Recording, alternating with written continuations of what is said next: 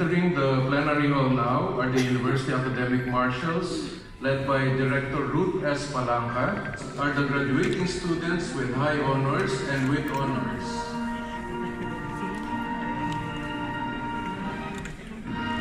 Along with the graduating students of the Accountancy, Business, and Management strand.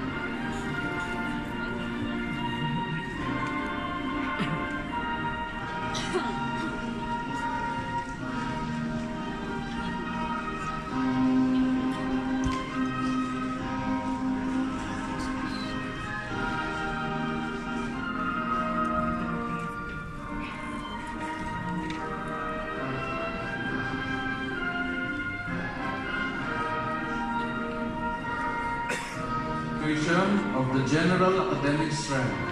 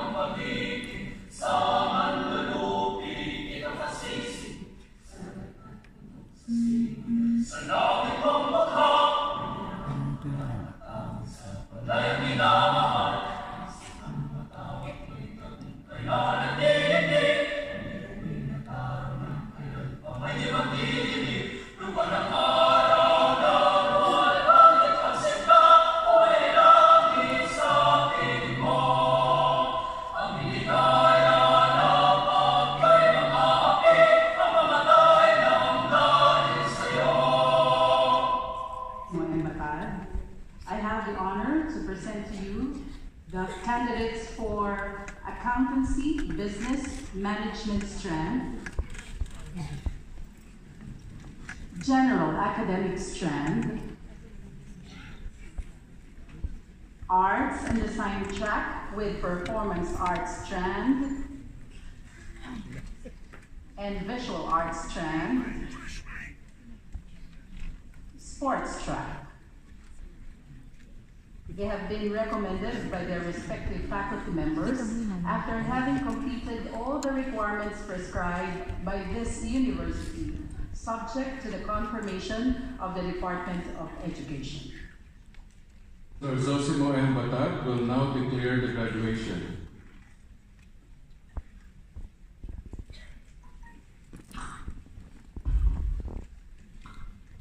By virtue of the authority vested upon me by the President of the University, and upon the recommendation of your respective faculty members and principal, I hereby declare you graduates of senior high school, together with all the rights, privileges, and honors thereunto appertaining. You may now transfer your tassels to the right. May I kindly request the parents and teachers to please rise. Congratulations to all of us. Panopio, the UP Basic Education Department Caloocan, will introduce our commencement speaker. Our dear speaker, for this morning, graduated valedictorian of the first batch of science-based curriculum of the University of the East Caloocan Elementary and High School Department in 2011. He graduated with a degree Bachelor of Science in Business Administration and Accountancy at the University of the Philippines, Philippine. He is a consistent full scholar in high school and a recipient of the Bank of Tokyo Mitsubishi and Isla Lipana Incorporated PricewaterhouseCoopers scholarships. He is not only academically inclined, but also has amazing leadership skills as he holds major positions in different collegiate organizations. These trainings has led him to be the co-owner of the Pinas Media in 2016 to 2018, wherein they create online shop for foreign sports apparel brand and perform social media management on local fashion business and many more. In 2016 to 2017, he was a financial advisor at PwC Philippines, where he conducts markets research and financial modeling. Currently, he is a financial analyst at Petro Energy Resources Corporation, where he performs market study and facilitates project finance. Ladies and gentlemen, please welcome Mr. Gerald J. M. Flores. Sir Zosimo M. Batag, Miss Marilu S. Alonzo, other esteemed guests, faculty members, parents, family, and other relatives, and most importantly, our graduates. A pleasant morning to all of you. I want to start my message by congratulating each and every one of you, and most importantly, my little sister, Jeremy Flores, who will be joining the afternoon batch later. I am so proud of you. To all the graduates here, it's truly my honor and privilege to speak in front of you. I know your journey to get here has been rough and challenging, but when you look back, you will realize that all your hard work, all the sleepless nights doing homeworks and projects, not to mention the daily need to wake up early, kahit na sobrang nakakatamad na, you will realize that it's all worth it. All your hard work has now paid off. To everyone, let's give the graduates a big round of applause.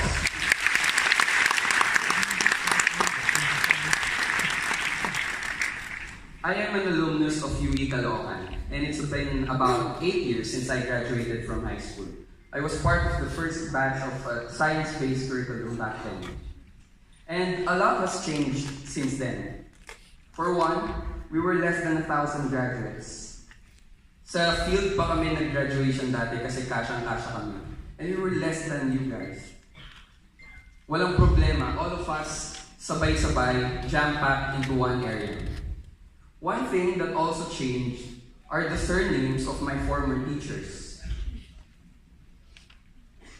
Since wala sila dito, I'll name a few. Si Ma'am Katunggal, who is now Mrs. Correa, and Ma'am Panopio, who's then Mrs.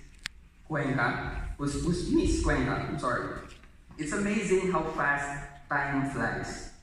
And I would like to take this opportunity to thank all of my former teachers. Gusto kong sabihin sa inyo na utang ko lahat sa inyo. I am who I am today because of you. The person speaking here is the result of your unwavering passion to teach and guide children. From the bottom of my heart, thank you very much. When I got invited here, I immediately asked myself, what could I possibly tell you? Hindi po ako successful, at least hindi pa ako successful.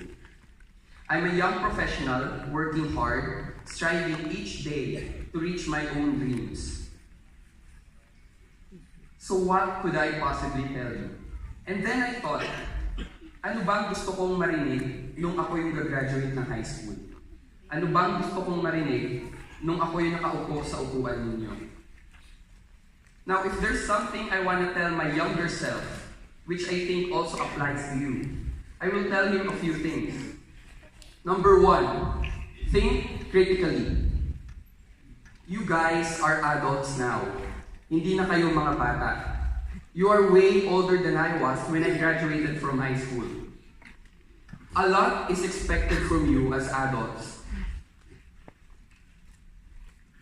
Bigger responsibilities are expected from you simply because you can think critically and act accordingly at the same time. Kaya nilang mag-isip ng mas malalim, ng mas critical, at kaya nilang kumilos at umaksyon ng mas naaayon. A lot is expected from you, maybe at home, maybe at school, to some maybe at work. By now, you should know every impact of every step and action you take. Because sooner or later, you'll realize that life will only get harder and harder from this point forward. And in college, it's just the same thing. I remember back then, we were only given during every first day of class a piece of paper. It's called the syllabus. It contains all the outline of the entire semester, the schedule, the subjects or the topics we will study. All of my professors and instructors did that. And most of my classmates were present during the first day of classes. But as the semester goes on, I realized and napansin ko na nawawala yung iba kong kaklase. They said that they had extracurricular things or activities to do. Yung iba, simply tinatamad lang. I think you can relate to that. I also did that. Tinatamad lang ako, so nagkakat ako ng klase dati. Similarly, some of my professors even skipped classes because they had more important things to do, meaning more free time for us. So what did we do? Nag-aral pa rin kami, mainly because hindi gagalaw yung schedule ng exam kahit nawala yung professor. Kahit na mawala siya ng 2, 3, 4, 5 days, nandyan pa rin yung exam. Expected kayo na mag-aral ng sarili ninyo. So I just had to rely on that syllabus, that piece of paper, to tell me what to do. You see, wala nang mag-observe sa inyo in college kung pumapasok ba kayo sa klase ninyo. Wala nang mag-observe sa inyo kung anong ginagawa ninyo during your free time. Pwede kayong mag-Mobile Legends at mag-rank game buong araw, buong gabi. Pwede kayong mag-K-dramas all day long. I'm not saying those are bad things to do. I'm saying that you should know how to prioritize things first. Remember, just because your friends are doing it doesn't mean you have to do it as well. And just because nobody's looking at you doesn't mean you don't have to do what's right. As adults, think critically at all times. Number 2, learn from your past. If there's something I've learned over my 24 years of existence, it's the fact that all of us need a guide to course through life. It could be a mentor or an idol you look up to. It could be your values, your principles embedded in your core. It could be your dreams, your aspirations. For me, one of my many guides in life is my past experiences. Let me tell you a story. Hindi po kami ganun kayaman. Kaya, during my first 2 years in high school, wala po akong ni isang libro. And UV is a private school. Back then, I remember what was required was about 9 to 11 books. I also relied on scholarships and any financial assistance we could come across.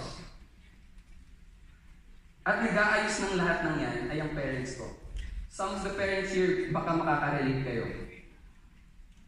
I clearly remember now how I almost lost my scholarship back then, simply because of a misunderstanding in administrative protocol, simply rules and regulations. So to cut the story short, sarado na yung system, tapos na yung enrollment, hindi pa ako enrolled. Hindi daw valid yung scholarship ko. So ang ginawa ng nanay ko, pinuntahan niya si dating Chancellor Camarao, kinausap niya, nakiusap siya, pero hindi siya napayagan dahil yun nga, sarado na yung system at hindi na po pwede. I was out of school for about a week at nagsa-start na yung klase. Nag-uumpisang na mag-aral yung mga klase ko. Inggit na inggit po ako nun. And then, all of a sudden, an angel by the name of then Principal Benilda Santos came along and helped my family. And in the end, nakabalik ako sa school, naibalik ko yung scholarship, at nakagraduate naman ako and was able to share this exact same story with the rest of my batch during my graduation. Now that specific memory, that specific experience is my guide. It's similar to the syllabus I told you earlier, but this time, it's not written on any paper. It's all in my mind. I worked hard every day. I strive hard every day to reach my own dreams. to give my family, my parents, a more comfortable life. Simply because ayaw ko nang maulit yung nangyari ngayon. Now, I'm telling you to let your past guide your actions, your decisions, and your future. Sabi nga sa Lion King, the past can hurt, and you can either run from it or learn from it. Finally, I will tell my younger self to number 3, dream big. By now, siguro nakapili na kayo ng courses nyo in college, right? Engineering, accountancy, science courses, HRM, music, fine arts, etc. But regardless of the path you'll take, or the profession you've chosen, keep in mind to always have a goal. You can build a world-class tower. You can start your own company. You can invent your own technology. Cure cancer. You can own your own art gallery or be a world-class, award-winning musician, etc., etc. Kahit anong profession pa yan, libre lang pong mangarap. So why not dream big? Itodo nyo na. And while dreaming big for yourself is important, serving our country and dreaming big for our country is just as significant. Maybe the idea of doing something for our country is new to you. Let me tell you that your batch is in a very unique position. Today, you're graduating from senior high school. But come next month, some of you, if not all of you, will vote for the very first time. Magiging botante na kayo. Now, I want to use this opportunity to urge you to help solve the problems of our country. How? By exercising your right to vote and by voting smartly. Again, you guys are not kids anymore. You must think critically in choosing the next set of leaders of our country. Huwag kayong maniwala agad-agad sa mga sabi-sabi kung saan-saan. I'm sure you are well aware of rampant spreading of fake news left and right. I hope you know how to distinguish what's left, what's real, and what's not. After all, you're using social media for more than 5 hours, so why not put that to good use, right? And just because your family is voting for a specific candidate or a set of candidates, doesn't mean you have to vote for them as well. Do your own research. Study each candidate. Be exposed to new ideas and review our history. Sabi ko nga kanina, learn from our past. You'll be surprised how our history can easily guide your decision to select the next set of leaders. So please, I am urging you, in fact, I am begging you to exercise your civic right and duty to vote in a very smart way. Trust me guys, voting is a fun experience. Now going back, as you hear your name later, I want you to walk up this stage with pride and honor. This day is all about you. Today is a celebration of your hard work. Today is a celebration of the success you've achieved. Cherish it, enjoy it, because you've earned it. You deserve it. Once again, congratulations to Batch 2019. Go out there and remember, once a warrior, always a warrior. Thank you and have a nice day. Mr. Gerald J.M. Flores, our commencement speaker, for that lovely commencement speech. Assisted by Associate Dean Michelle H. Concepcion, will now confer the awards to the honor graduates. Our honor graduates will also be receiving their diplomas. Awardees with high honors from the Accountancy, Business and Management strand, LCB Agubang.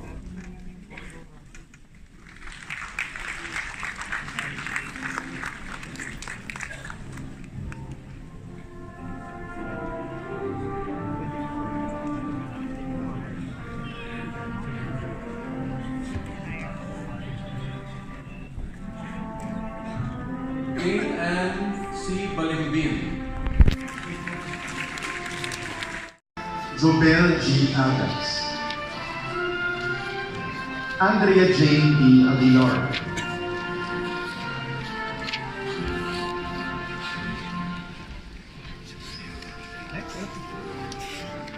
Casey Nicole L. Aguilos,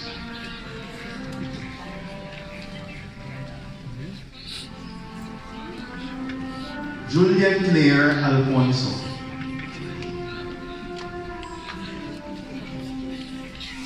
Maria Micaela S. Alilin, Christine H. Andales,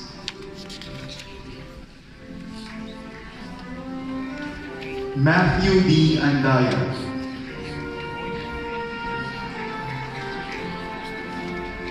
Andrea Joy P. Arevalo,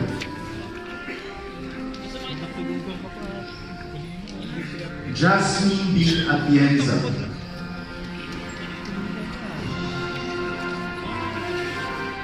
Rhea B. Baltazar,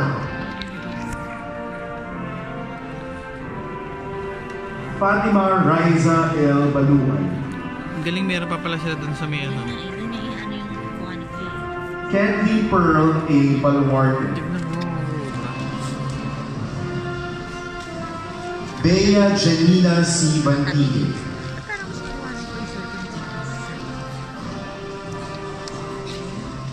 Yashinka Gay A. Baterna,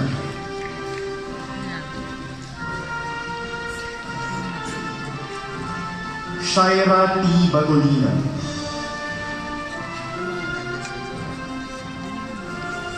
Trisha O. Bati,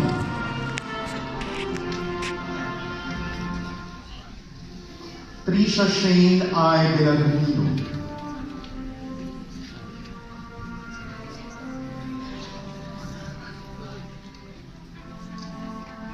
Janelle Crizel M. Benjamin,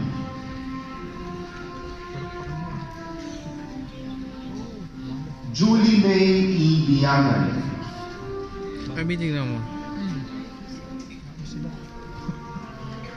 Mary Joy P. Disney, Pwede na yan. Kaso wala tayong ano, dinala ni Kuya yun. Beatrice F. Buwan,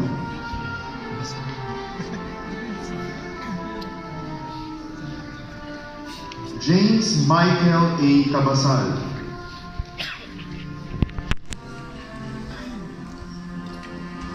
Jermaine B. Cabiliza,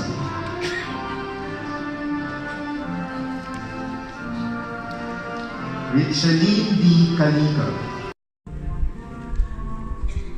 Elise Tatiana Huertes, Raleigh O.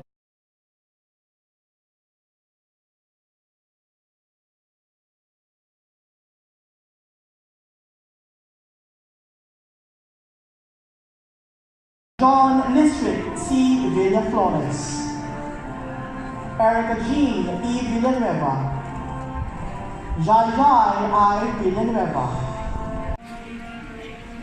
Gerard Kyrie A. Katakutan, Rovic V. Centeno, Trevor Jude Jose Serna. I will honor my diploma with utmost industry and ability. I will uphold the university's traditions and ideals, having imbibed them as my very own.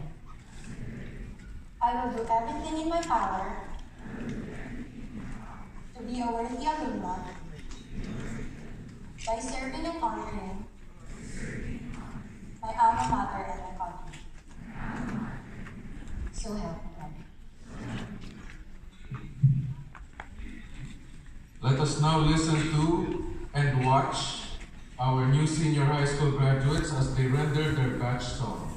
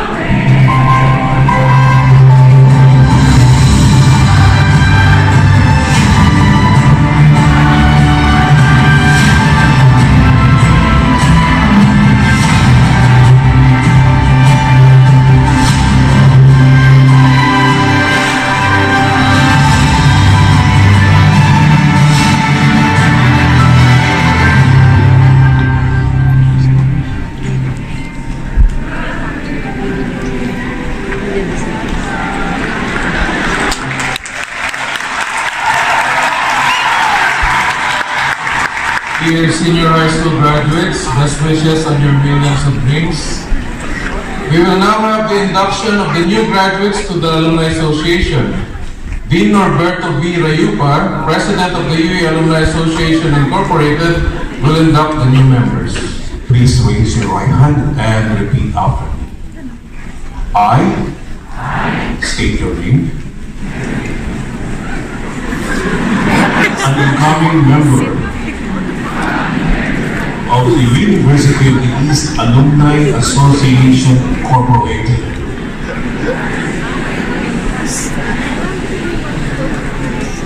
Hereby pledge that I will do my best as a member of the organization. I will keep a harmonious relationship with its leaders and members, perform my duties with dedication, and maintain professionalism and integrity in my work, practicing the spirit of volunteerism